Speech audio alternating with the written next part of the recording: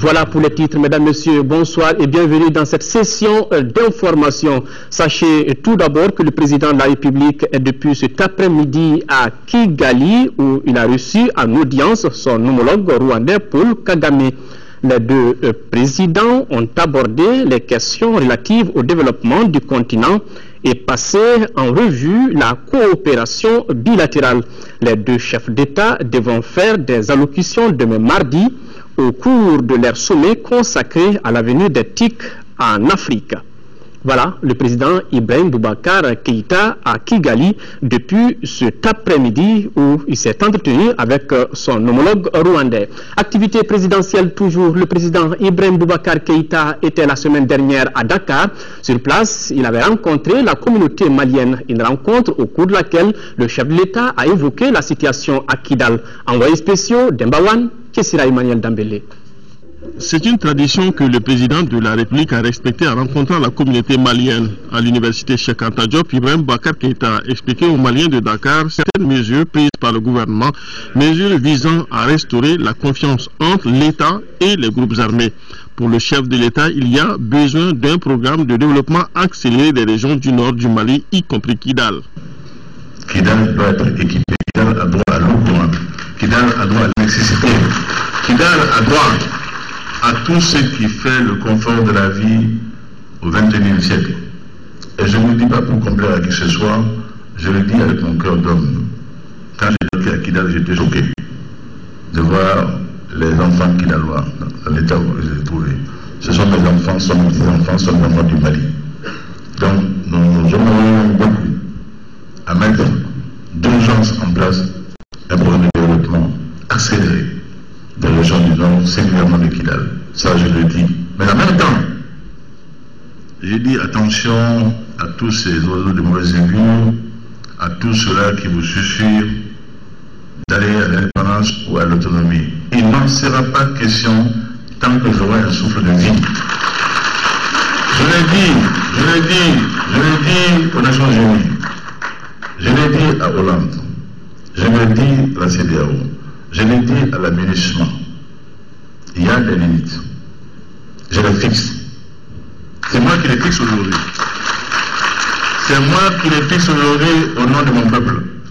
Mais pour le moment, la situation à Kidal est inadmissible et insupportable. Dans la capitale de la DRA des Ifouras, où le candidat Ibrahim Boubacar Keïta a fait un tour, le gouverneur de la région et les préfets n'ont pas le minimum de confort. Alors que les groupes armés occupent le gouvernorat, ils utilisent la station du matin pour diffuser des messages de haine. Je vous le disais en titre, la mission d'observation électorale de l'Union européenne au Mali était ce matin face à la presse. Au cours de cette rencontre, les responsables de la mission ont partagé avec les hommes des médias les stratégies de mise en route et de déploiement des 20 observateurs de l'Union. Compte rendu, Nando Dambélé. Invité par le gouvernement malien le 30 septembre 2013, l'Union européenne est plus que jamais déterminée à accompagner le Mali et à partager avec lui cette nouvelle étape cruciale du processus de restauration démocratique. Pour l'élection présidentielle, elle a envoyé sur place une mission d'observateurs forte de 100 membres issus de 14 nationalités plus la Norvège. Cette deuxième mission est identique à la première avec une petite différence près. Nous sommes plus ou moins les mêmes. Hein. Dans l'équipe cadre, nous sommes la plupart les mêmes qui étaient venus la fois antérieure. Et chez les observateurs, il y a la moitié qui sont des vétérans de la première mission. Et il y a encore l'autre moitié qui profite du privilège de venir connaître le Mali et travailler ici. Arrivés à Bamako le 24 octobre, les 20 observateurs à long terme ont subi un briefing et une formation de 3 jours sur les spécificités électorales, juridiques, politiques et médiatiques des élections législatives. Il y aura des observateurs de courte durée qui viendront plus tard, auxquels se joignent des diplomates européens basés à Bamako, comme la fois antérieure. Vous connaissez déjà la mécanique. L'objectif de la mission est de promouvoir et de soutenir la démocratie. À ce titre, elle a pour mandat de présenter une évaluation précise, détaillée, impartiale et neutre du processus électoral, conformément au cadre juridique national et régional ainsi qu'aux obligations internationales signées par le Mali. Toujours dans la mouvance des législatives et à 2 jours de la fin de la révision des listes électorales pour les cas de transfert et retrait des cartes Nina, pour les retardataires, l'affluence n'est plus la même dans les mairies. Elle semble connaître une évolution par rapport au premier jour. Notre équipe de reportage, dirigée par Moussa Fane, a visité certains centres de la capitale. Suivons les reportages. La révision des listes électorales avait débuté de façon bien timide dans les mairies. Mais à 2 jours de la fin des opérations, on constate une grande affluence. Nous avons visité quelques commissions de révision du district de Bamako. À la mairie de la commune 1 par exemple, à ce jour, la commission est à plus de 500 cas de transfert et 150 de retrait des cartes Nina sur les 30 000 restantes. Chez nous, normalement, les transferts prennent fin le 30 et nous avons les documents le 1er octobre. Donc, du début jusqu'à maintenant, on n'a enregistré aucun incident. Tout le monde vient et veut avoir sa carte en même temps. Or, nous sommes 3 agents à distribuer les cartes en commune au nombre de 30 000 cartes. C'est quasiment impossible. Aujourd'hui, ça se passe bien. On a eu à faire 555 transferts. Tout va bien, les gens viennent, mais ils n'ont pas assez d'informations. S'ils arrivent, on les informe. L'affluence varie d'une commune à une autre. En commune 3, la commission est à 720 cas de transfert et pendant qu'en commune 5, on enregistre plus de 1000 cas. Le transfert se déroule très bien au niveau de la commune 3. On a commencé le 1er octobre jusqu'à ce jour, nous avons enregistré 780 cas de transfert, et 48 radiations et 20 réclamations. Et la distribution aussi continue sur son cours normal, aussi bien que les ravets. C'est aujourd'hui qu'on a eu une grande affaire. Sinon c'était très timide. On ne recevait pratiquement personne. Donc nous incitons les gens à venir massivement et n'attendez pas attendre la dernière minute. Ça va entraîner un engorgement au niveau de la commission et le travail sera très difficile en ce moment. De la commune 1 à la commune 5, en passant par la commune 3, les citoyens semblent attendre la dernière minute pour les transferts. J'ai quitté la ville de Caille pour Bako-Djigorori Golf. Et je dois aller voter au Sacré-Cœur sur ma propre demande. Il y a vraiment beaucoup d'agents qui sont là pour s'occuper du transfert. Je suis venu, je n'ai même pas fait 3 minutes et mon transfert a été vraiment effectif. Moi quand même, je demande aux uns et aux autres de venir maintenant à la mairie, s'informer pour pas maintenant faire leur transfert. Par ailleurs, au cours de notre passage, nous avons constaté que les ravets continuent dans les mairies. Changeons maintenant de sujet. La réunion d'évaluation provisoire de la situation alimentaire 2013-2014 s'est tenue ce matin. Durant 8 jours, les experts vont poser le diagnostic de l'évolution des différents indicateurs de la sécurité alimentaire ou nutritionnelle des communes du Mali avant les prochaines récoltes. Lamine Keïta. L'objectif de cet atelier est d'identifier à la fois les poches de crise alimentaire et les zones à grande production qui sont des indicateurs permettant aux décideurs politiques de prendre des mesures correctives. Au cours de cette semaine d'évaluation, les experts du système d'alerte précoce vont examiner les résultats provisoires des différents systèmes de production dans le domaine agricole, de l'élevage et de la pêche. Selon les premières annonces, les perspectives de récolte sont globalement moyennes, voire bonnes par endroits dans le pays. Toutefois, les dernières missions de suivi et d'évaluation de la campagne courant de ce mois ont confirmé l'existence de poches de mauvaises récoltes, ça et là, dans le pays.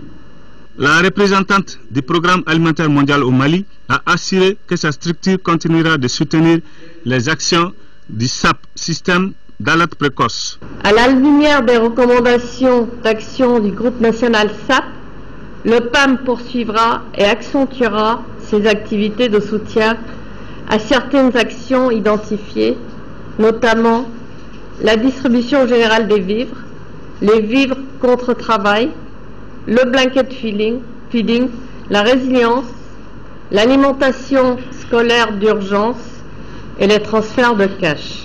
De son côté, la FAO continuera à appuyer le gouvernement à travers des activités de restauration des facteurs de production des populations vulnérables. Au cours de ces 8 jours de travaux, les experts du système d'alerte précoce, en fonction de l'analyse des résultats de la campagne agro-pastorale, de la pêche et de l'évolution des revenus monétaires et des prix, vont dire quelles sont les communes ou parties de communes qui connaissent ou qui sont susceptibles d'observer une crise alimentaire ou nutritionnelle avant les prochaines récoltes.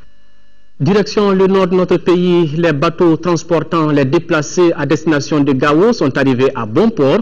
Initiée par le gouvernement malien et ses partenaires, cette opération dénommée Noé vise à favoriser le retour des déplacés vers leur localité d'origine. L'opération a coûté au gouvernement de la République du Mali 250 millions de francs CFA. Boubacar Bablé-Touré.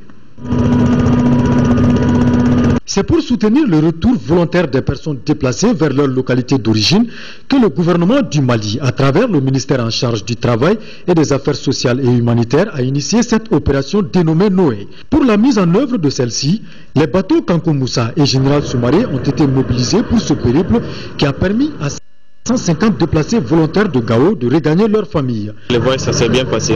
Ce qu'ils ont fait pour nous, on est vraiment contents. Au cours de ce déplacement, nous avons déposé des déplacés à Niafunke, à Diré, à Gourma-Rarouche, à Bamba et à Tombouctou.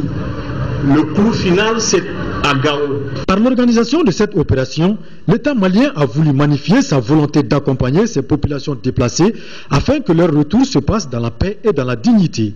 L'engagement du gouvernement à vous accompagner s'est traduit par, outre les moyens de déplacement, par la mise à votre disposition des vivres composés de 2,5 tonnes de riz, 2,5 tonnes de maïs, 19 bidons de 5 litres d'huile, 5 sacs de 50 kg de sucre et enfin 4 sacs de sel. Ce projet, qui s'inscrit dans le cadre du mois de la solidarité, a coûté à l'État malien 250 millions de francs CFA. Cette initiative a eu l'accompagnement de l'UNICEF, du NCR et du commissariat aux réfugiés. Douanza a rendu hommage à ses héros. Eux, ce sont les membres du comité de crise qui ont bravé les armes des assaillants pour protéger la population. Envoyés spéciaux à Douanza, Aloussédi Touré, Abdraman Doka-Traoré. Douanza, une ville qui a souffert le martyre et qui renoue à présent avec la paix et la tranquillité. Tour à tour occupée par les bandits séparatistes et les prétendus djihadistes, la ville n'a dû son salut qu'à l'intervention de la force internationale. Les habitants se souviennent encore des exactions subies sur cette même place de l'indépendance. Entre les jeunes révoltés et les assaillants, un groupe de volontaires s'est illustré par son offre de médiation. On les appelle le comité de crise. On a vu que les choses allaient dépasser les limites. On s'est retrouvé avec tous les représentants des quartiers, les conseillers des quartiers au niveau du chef du village. On a mis en place une structure légère chargée de gérer ce problème-là. Leur intervention a été très déterminante dans la tenue des examens de la 9e année et du baccalauréat dans le cercle Douanza, car le cercle a composé en même temps que les régions du Sud. Personne n'a oublié les violences exercées sur la population et la destruction des biens de l'État et des particuliers. À travers cet exercice, Douanza décide de tourner définitivement cette page noire de notre histoire et décide de se tourner résolument vers l'avenir. Un avenir qui sera fondé sur la paix et la réconciliation. Alousséni Touré. Après Gao, direction Tombouctou, 425 millions de francs CFA. C'est l'enveloppe débloquée par le programme d'appui aux organisations de la société civile PAOS 2 pour le financement d'une dizaine de projets dans la commune. Ces projets sont relatifs à l'artisanat, aux banques de céréales. Le lancement de ces activités permettra de booster l'économie locale. Yeya Tandina. C'est une mobilisation des grands jours. Pour cause, le Forum régional des organisations de la société civile a procédé au lancement des activités financées par le PAOS 2. Elles sont 7 associations et ONG à bénéficier de cette assistance. Nous tenons un engagement solennel que ces fonds seront gérés afin qu'ils puissent booster un démarrage effectif de nos activités et au bénéfice de toute la région de Tombouctou. Le forum est aujourd'hui le plus grand espace de contact et d'action grâce à sa douzaine de groupes thématiques. Il a enfanté, grâce à l'aide de l'État et de ses partenaires, le PAOS 1 et le PAOS 2 que nous vivons aujourd'hui. Dans la région de Tombouctou, une vingtaine d'associations exécutent les programmes du PAOS 2 avec une enveloppe de 425 millions de francs CFA. Les autorités régionales s'en réjouissent. C'est le lieu de remercier les partenaires techniques et financiers tels que le Canada, le Danemark, la Suisse, la Suède et l'Union européenne pour leur appui financier. Sur ce, je déclare lancer les activités du programme d'appui aux organisations de la société civile PAOS 2. L'objectif visé par le PAOS 2 est d'améliorer les programmes de développement du gouvernement afin qu'ils puissent répondre aux demandes des populations, notamment des groupes les plus défavorisés. Action de développement toujours, mais cette fois-ci dans la région de Ségou, 56 millions de francs CFA. C'est le coût total de la réalisation du projet d'aide humanitaire d'urgence initié par l'ONG Enda Tiers-Monde Mali en partenariat avec Caritas Allemagne. Ce projet va réaliser une piste rurale et une digue risicole dans la commune rurale de Touna, Fousséni Sabake. Ce projet ainsi lancé dans la commune rurale de Tona concernera d'une part le rembrayage de 8 km de pistes rurales en latérite allant de Tona à Zanela, d'autre part la construction d'une digue dans la plaine de Gouan autour d'un périmètre risicole de 50 hectares pour un coût de 56 millions de francs CFA. Ce projet d'aide humanitaire d'urgence dans la commune de Tona est initié par Enda Tiers-Monde Mali en partenariat avec Caritas Allemagne afin de contribuer à la sécurité alimentaire. L'argent qu'on a donné resterait bien entre la main de la communauté donc de Tona. Ça c'est un premier aspect. Le deuxième aspect, les infrastructures qui sont réalisées, telles que la piste, donc la digue pour la riziculture, sont donc des infrastructures de développement donc pour la commune. En donnant les premiers coups de pelle de ces travaux, les responsables de Bla ont salué cette initiative.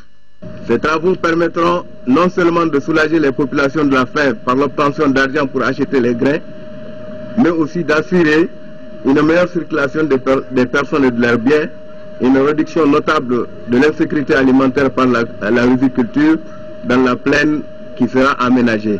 Aussi, je lance un appel pressant aux autorités et aux populations pour un entretien sans reproche de la piste et de la digue qui verront le jour. Ces 10 travaux mobilisent 1100 bras valides dans le cadre de travail pour argent.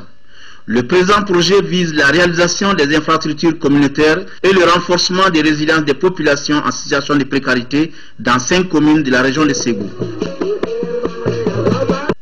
Nous sommes à Ségou et nous y restons. Là-bas, les acteurs du transport ont été formés et sensibilisés sur les textes et les modalités pratiques du contrôle routier. C'est ce qui ressort d'une rencontre qui a regroupé les représentants des transporteurs et les structures impliquées dans la sécurité routière et le contrôle routier de Ségou. Nous retrouvons Fousséni Samake.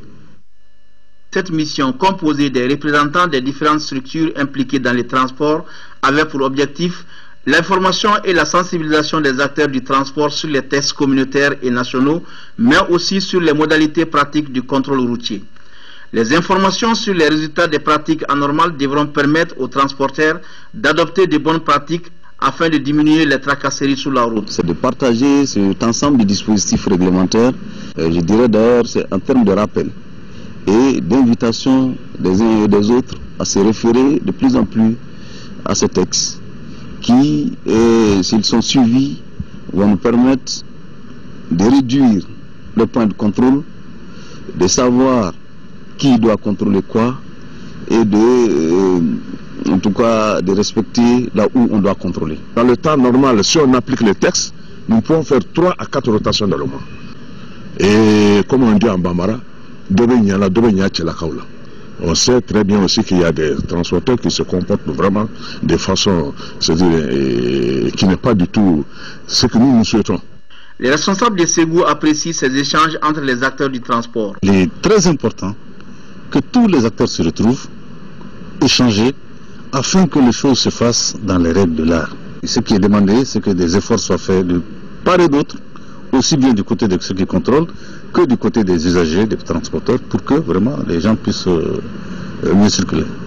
Cette rencontre permettra de mettre au même niveau d'information les différents acteurs du transport afin de rendre plus professionnels les transports qui occupent une place de choix dans l'économie malienne. Activité similaire à Mopti, une mission pluridisciplinaire du Comité national de facilitation des transports a rencontré les acteurs du contrôle routier sur le corridor inter-État de l'UEMOA et les services techniques de la région. Objectif, échanger avec les acteurs sur les textes réglementaires du contrôle routier en République du Mali. Reportage Mahamar Ibrahim Touré. La vulgarisation de la directive numéro 08-2005 CM-IMOA du 16 décembre 2005 relative à la réduction des points de contrôle sur les axes routiers inter-États de l'IMOA et la décision numéro 15-2005 CM-IMOA du 16 décembre 2005 portant modalité pratique d'application du plan régional de contrôle sur les axes routiers, les services habilités à intervenir et les missions des postes de sécurité sont entre autres les objectifs de la mission du Conseil national de facilitation des transports à Mopti. À travers cette mission d'information et de sensibilisation que la fluidité de trafic soit une réalité sur nos axes. Nous pensons que cela peut être à travers une application des textes législatifs réglementaires qui traitent du sujet. L'IMOA a vraiment décidé de réduire ses postes de contrôle à 3. Cela vraiment, nous le saluons parce que ça va faciliter les transports et notre rentabilité. Sur les 11 corridors inter-États, les contrôles s'appliquent aux véhicules citernes, les camions frigorifiques, les conteneurs et autres véhicules par les services de la police, la gendarmerie, les services sanitaires et la douane. On a travaillé tout au long du trajet en informant nos agents sur la méthode de contrôle et en les sensibilisant pour aller au sens du respect des textes communautaires.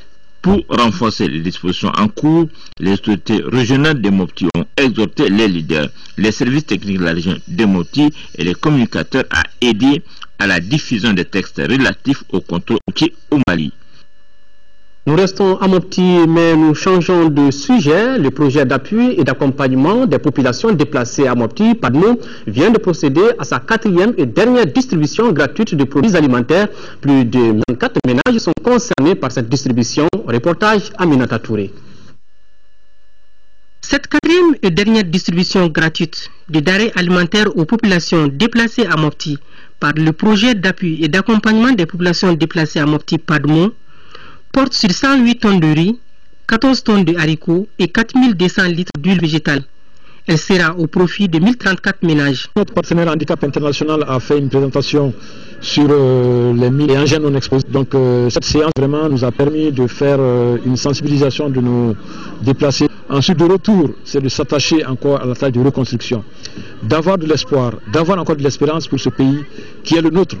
Pour le président du conseil de cercle de Mopti et le représentant du président du comité de pilotage du projet, les opérations de distribution de denrées alimentaires se sont déroulées avec une grande satisfaction. Ce projet qui a utilisé le maximum de transparence, il faut le dire, nous sommes tous témoins, entendus.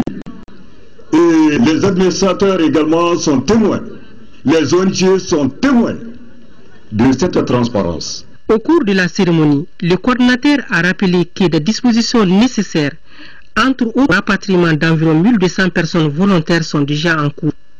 La commande de kits scolaires pour 100 enfants recensés au niveau de l'espace Amis des enfants est livrée. La convention signée avec l'APDF pour la formation des femmes déplacées dans des activités génératrices de revenus est entrée en application depuis le 12 octobre. Un mot de santé, cérémonie de lancement de la consultation gratuite des yeux au centre de santé du cercle de Nioro. C'est une initiative de la Fondation malienne de l'entraide pour le développement. Du 26 octobre au 6 novembre 2013, les patients consultés pour publier aux yeux en total pour la cataracte. Lamine Keïta. La Fondation malienne pour l'entraide et le développement lance ainsi sa première activité.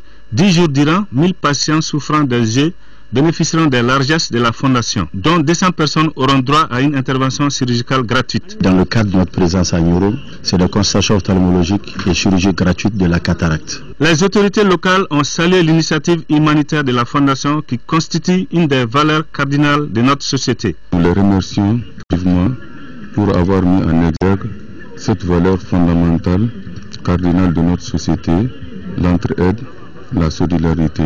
C'est un grand plaisir et un bonheur pour moi en tant que préfet du cercle de Nioro de recevoir une fondation pour de telles activités humanitaires dans notre cercle aujourd'hui. Pour les organisateurs de cette œuvre humanitaire, le choix de Nioro n'est pas fortuit. On a choisi Nioro parce que nous on a des conseils. C'est le même docteur qui est en train de dire que vraiment les problèmes de yeux là, ça est partout au Mali. Mais Nioro et Nara, il faut choisir Nioro et Nara. Donc nous on a vu que c'est bon de venir à Nioro. Après cette première activité, la Fondation compte mener d'autres réalisations telles la construction des salles de classe, des mosquées et des centres de santé. Fin week-end dernier, dans la cité des Rails, des travaux de la 18e Convention nationale de la Jeune Chambre internationale Mali. Cette rencontre a regroupé plus de 400 jeunes venus de toutes les organisations locales du Sénégal, de la Côte d'Ivoire, qui ont examiné le rapport d'activité du mandat 2013 de la JSI Mali, les difficultés rencontrées et les perspectives. Prestation du nouveau membre, l'intronisation du nouveau président national. Voilà les temps forts de cette cérémonie. Kai Mahamadi Alioubari. C'est la première région administrative du Mali, Kaï, la capitale du Kasso, qui a abrité cette 18e convention qui est la plus grande manifestation de la Jeune Chambre internationale du Mali.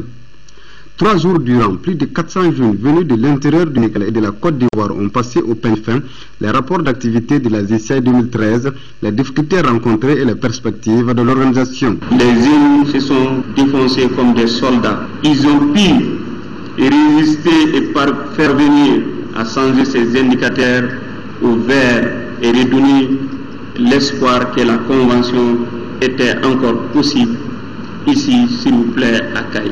Je vous demandais d'être cohérent par rapport aux orientations que nous ont laissées préciser, de faire les points de la façon la plus responsable possible pour permettre à notre organisation de mieux se propulser pour l'avenir.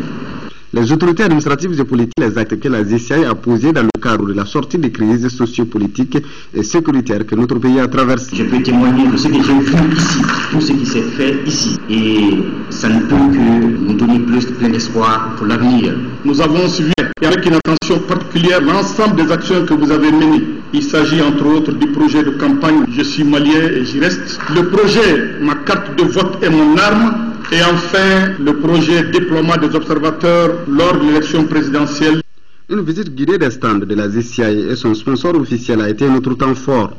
La boucle a été bouclée par un dîner gala au cours duquel 7 nouveaux membres ont prêté serment. Et il a été marqué par l'intronisation du nouveau président national 2014, Didi Kwaku Diallo, qui a remercié les délégués pour la confiance qu'ils ont placée en lui. La capitale des Balanzans abritera la 19e convention. Nous restons avec les jeunes, mais à l'école, dans le cadre de la célébration du 23e anniversaire de l'Association des élèves et étudiants du Mali, AEM, le bureau de la coordination de l'association a organisé une conférence débat ce matin ici à Bamako. Le thème retenu est le rôle et la place de l'AEM dans la refondation du système éducatif malien. Moussa Fane. La coordination de l'AEM vient de célébrer ce dimanche son 23e anniversaire à travers une conférence débat. Le thème est le rôle et la place de l'AEM dans la refondation du système éducatif malien.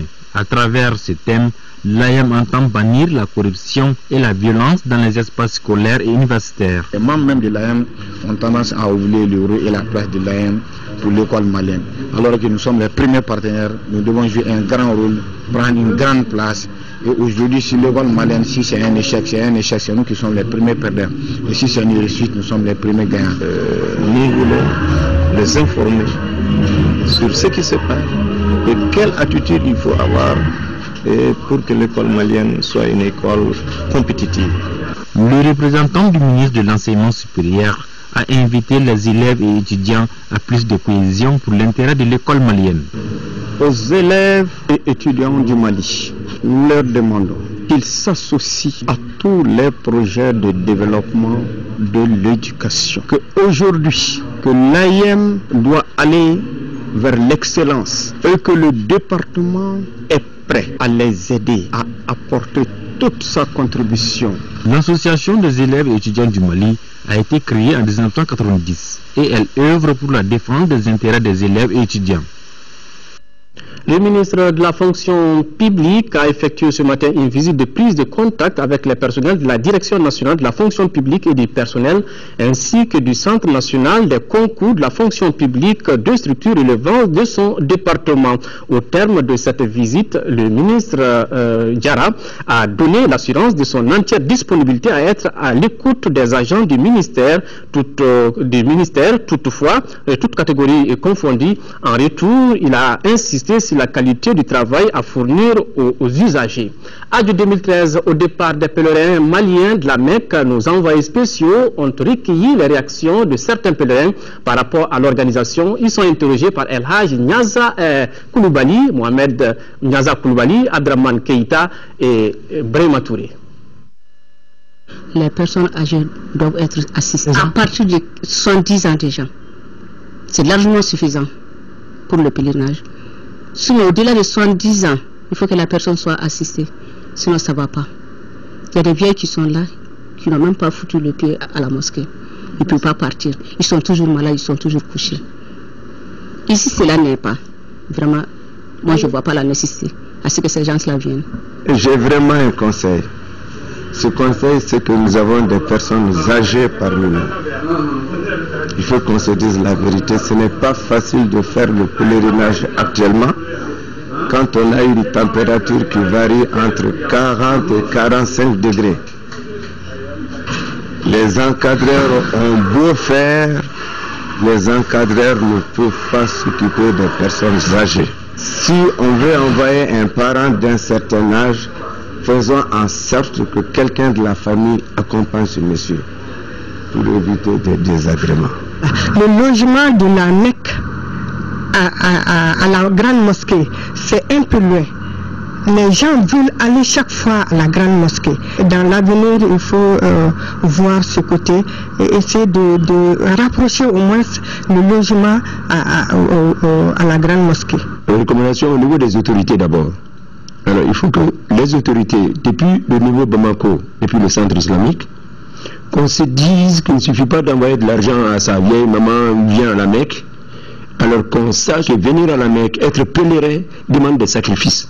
C'est vivre un martyr, en réalité. Et les autorités aussi, qui laissent souvent, si je parle des autorités ici, je parle de la santé, qui laissent souvent passer des vieilles qui sont totalement impotentes, des vieux qui sont impotents, qui ne sont pas dans la mesure même de marcher correctement. Alors vraiment, on doit trouver des moyens.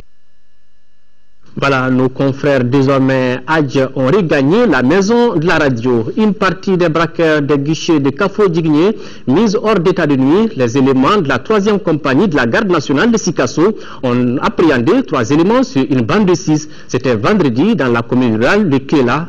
Nous retrouvons le compte-rendu de Sekou Konaté. Ces 3 hommes, Salih Sidibé, Alpha Sangaré et Yacouba Ouattara, font partie d'une bande de 6 bandits de grand chemin. Leur activité, le braquage à main armée des paisibles populations. Forts de leur expérience, ils s'attaqueront successivement aux caisses Kafo-Djiguiné de Kadiolo, de Koutiala et de Kolandieba en enlevant plus de 56 millions de francs CFA. Leur dernière tentative, la représentation Kafo-Djiguiné de Klela. Les intéressés étaient obligés d'aller manifester leur intention ailleurs. C'est ainsi qu'ils ont été tendre une embuscade devant un chasseur avec qui ils ont échangé des coups de feu. Le chasseur échappé s'est rendu dans la commune pour informer le maire. Et Kafo-Djiguiné de saluer cette vigilance des éléments de la garde nationale. En attendant de mettre la main sur les 3 autres déjà dénoncés, Salih Sidibé, Alpha Sangaré et Yacouba Ouattara seront remis à la gendarmerie, puis présentés au juge pour les sanctions conformes à leurs actes. La chronique du jour parle de la maladie hémorroïdaire, une pathologie connue aujourd'hui plus sous l'appellation d'hémorroïdes. Démangeaisons, saignements accompagnant ou suivant les selles, douleurs, irritations sont quelques signes de cette maladie dont souffrirait un adulte sur 3. Focus Santé, une réalisation de Kessira Emmanuel Dambélé.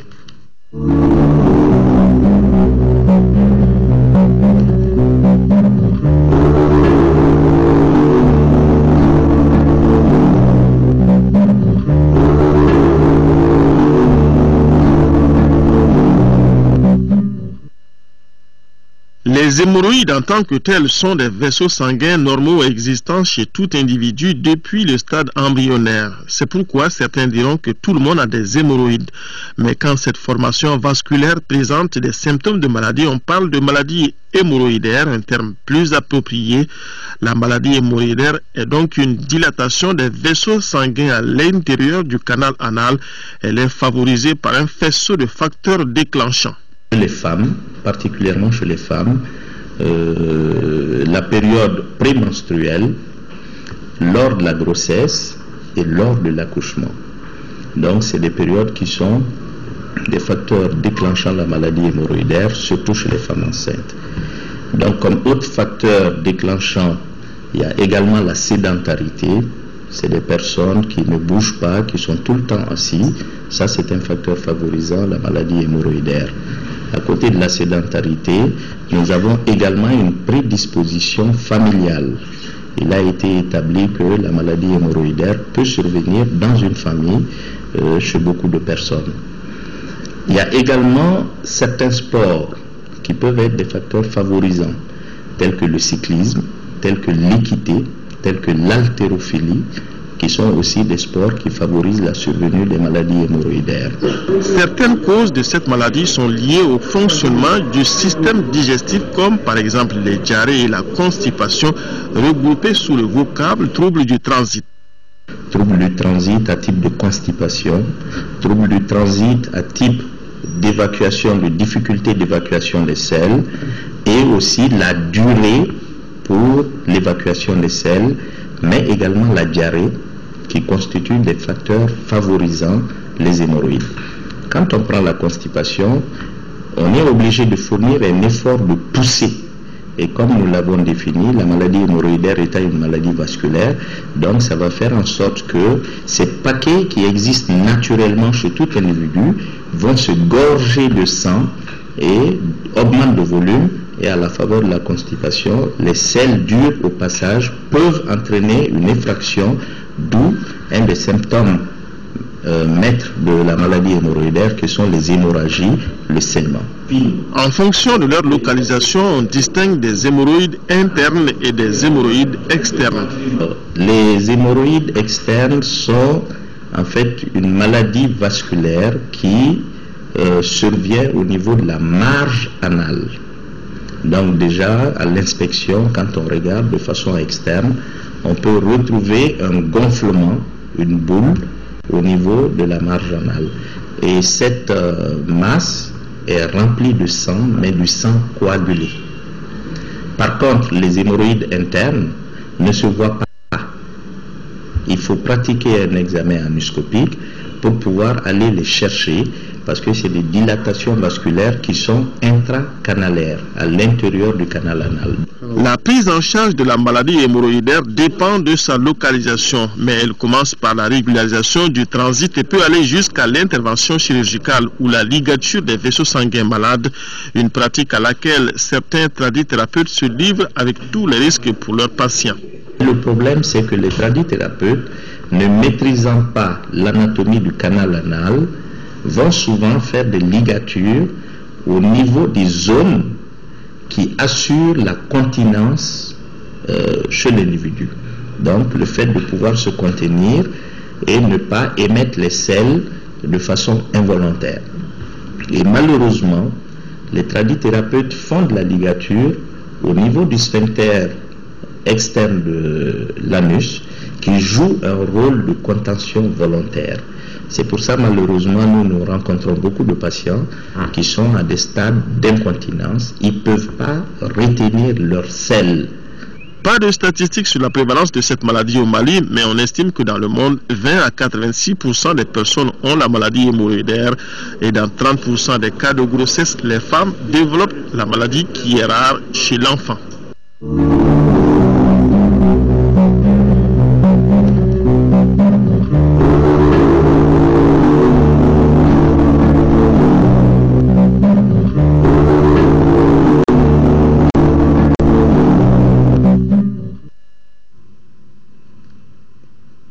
Je vous le disais en début du journal que le président de la République est depuis cet après-midi à Kigali, dans la capitale, au sommet dédié à l'avenir des TIC en Afrique. Déjà, le sommet édition 2013 des TIC en Afrique s'est ouvert ce matin avec la conférence des ministres sous le thème « Transformer l'Afrique ». La rencontre vise à définir un nouvel ordre en vue de relever les défis du développement par le biais des TIC. Envoyé spécial à Kigali, Soumaïla Berti. 7 chefs d'État, dont le président de la République Ibrahim Boubacar Keïta, prennent part à ce sommet. Pour sa part, le Mali n'est pas demeuré en reste de ces progrès notables enregistrés en Afrique dans le domaine des technologies de l'information et de la communication. Depuis 2007, notre pays a lancé les grands chantiers de réalisation d'infrastructures. Ce sommet doit nous aider à partager les bonnes pratiques dans le domaine et à s'inspirer des pays qui ont pris une avance sur nous, par exemple au Mali. Et juste pour votre information, au niveau du Mali, nous avons des projets de réalisation d'infrastructures. Nous avons un grand pays. Nous avons un projet sur financement chinois qui doit réaliser la fibre optique sur l'ensemble du territoire. À l'heure actuelle, nous avons pratiquement gagné le pari. N'eût été la crise du Nord, le tronçon concernant la partie nord du Mali était réalisé. Nous avons aussi un second projet sur financement coréen qui doit réaliser les applications sur le plan gouvernemental. Cette journée du lundi a été consacrée à la réunion des ministres et aux communications des experts d'horizon. Mardi, la conférence des chefs d'État interviendra devant marquer le clou des travaux de cette deuxième édition du sommet consacré au développement des TIC en Afrique. Voilà, vous pourrez suivre après ce journal l'intégralité du discours du président de la République prononcé à Dakar à l'université Cheikh Anta Diop devant nos compatriotes. Donc, à retrouver l'intervention du président de la République après ce journal. Sport football, 6e édition du tournoi EMOA à Abidjan au Mali a battu cet après-midi la Côte d'Ivoire sur le score de 1-0. Les Aigles du Mali se relancent du coup dans ce groupe pour occuper seule la première place qualitative à la finale Ousmane Dao. Après le nul 0-0 de la première journée Burkina Faso, le Mali est face à la Côte d'Ivoire victorieuse du Togo 2-1. Au coup d'envoi, 3 changements dans l'équipe malienne par rapport à la journée inaugurale pour booster davantage le jeu de l'équipe. Malgré tout, la formation malienne est bousculée par son adversaire qui contrôle la partie et se multiplie des occasions de but. Derrière, quelques réactions timides des protégés de Djibril Dramé qui s'essayent par des tirs de loin, n'ayant pas le collectif. Mi-temps 0-0. Dans cette première mi-temps, la Côte d'Ivoire a été joueuse face à une équipe malienne beaucoup plus défensive et procédant par contre. Remontés certainement par le discours de leur entraîneur, les jeunes Maliens reviennent en seconde période avec de nouvelles dispositions. Le jeu est beaucoup plus fluide, les actions mieux élaborées, ceux qui sont acculés dans leur camp. À force de dominer, le Mali finit par marquer à la 76e minute grâce à un jeu en triangle amorcé par Abdoulaye Sissoko et conclu par Ibrahima Sidibé d'un tir puissant du pied droit. 1-0. Derrière, la Côte d'Ivoire va multiplier les assauts, mais le Mali tient bon jusqu'au coup de sifflet final. Avec cette belle victoire, le Mali est deuxième avec 4 points. Derrière, le Burkina Faso également 4 points, mais avec une meilleure différence de but. La Côte est troisième avec 3 points. Le Togo ferme la marche avec 0 points et éliminé de cette 6e édition. Voilà, il faut ajouter que dans l'autre rencontre du groupe, le Burkina Faso a dominé le Togo 3-1. Mercredi, le Mali jouera contre le Togo alors que le Burkina Faso sera face à la Côte d'Ivoire. Voilà, c'est la fin de ce journal. Merci de l'avoir suivi.